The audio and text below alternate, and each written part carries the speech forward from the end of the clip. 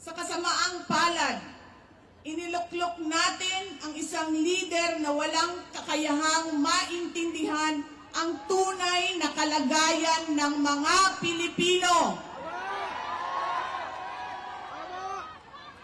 At higit sa lahat, hindi kayang magdesisyon para sa kapakanan ng sambayanan.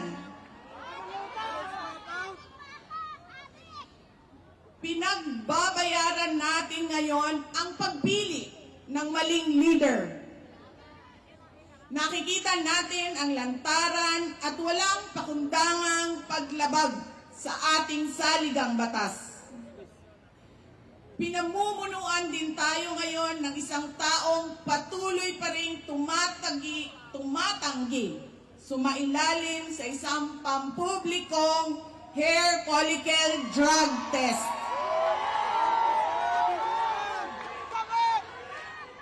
At nagsinungaling sa 20 pesos ang bigas.